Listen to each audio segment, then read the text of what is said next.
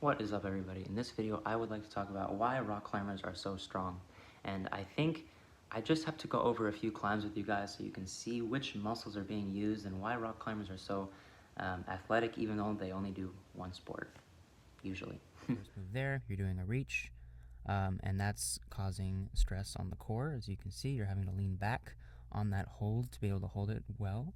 Then you got to push off the leg, and again, you're using the core there to be able to hold yourself in that position. You're using your bicep because it's an undercling. My left hand there is pulling like when you're doing a chin up. Then I'm reaching up and I fail, and I come back down, and then I get the leg up, and so that I'm able to reach it. Now this reach is very far for me, so you need that core strength to be able to move your legs in that stretched position. Then you're getting your leg up and having to put your weight on it and then pull upward, which is what you do in rock climbing. That's causing stress on the hip flexor, so you're needing to have stronger hip flexors to be able to get your weight on that leg. Flagging the leg out, more core right there. And then that's the end of the climb. Alrighty, here is the second climb we are going to go over. And this climb used different muscles just to prove the point, like every single climbing problem uses different muscles, and that's why rock climbers are so athletic. They just use different muscles all day long. You have climbs where you use muscles that you don't normally use, that you wouldn't assume that you use for rock climbing. So that's why I put this climb up. So first move, I'm getting my foot really high and I try to pull myself up on there. That move is using the hamstring and my arms to pull myself up there. Some core strength as well, obviously, because it's climbing. It's always core strength every move. And as you can see, I'm trying to grab that, but it's a little slippery. So I bring the leg down and I think, well, I can use that other one for another high leg. Now I'm still using the hamstring to pull my body up to that position. And then when I get up to here, I'm using the tricep to stabilize and push myself up, and so like that.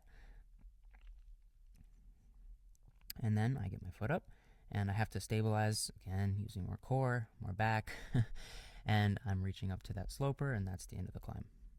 Alright, and I have one more climb here. So this climb was very interesting. The beginning move, you can't really see it from this camera angle, but if you look at my left foot there, I'm using my heel to keep myself in the wall, and that is using, again, hamstring.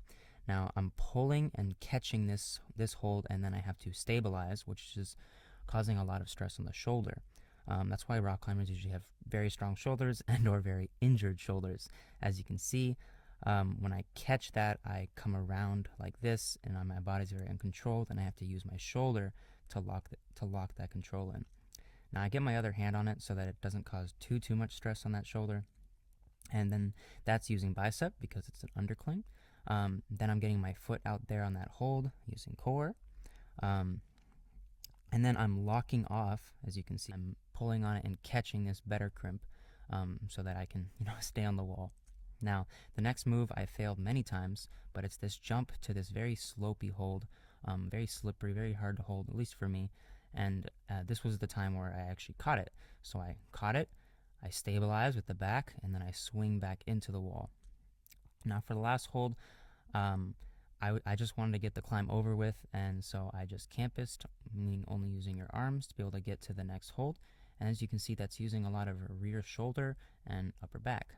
Get my foot over, match it, and that's the end of the climb.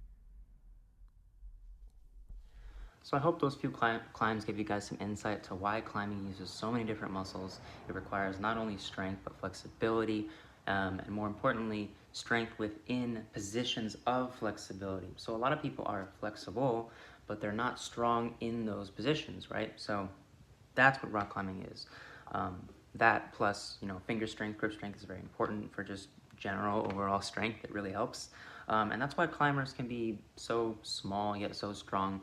Not only that, but they're also constantly doing climbs that are, at least boulders especially, are doing climbs that are very intense, maybe 20 to 40 seconds on the wall, but they're using an insane amount of strength. So it's on the lower end of hypertrophy and more towards the end of strength, which is why a lot of climbers won't put on a crazy amount of muscle, yet they will put on a substantial amount of strength. And that's about it, guys.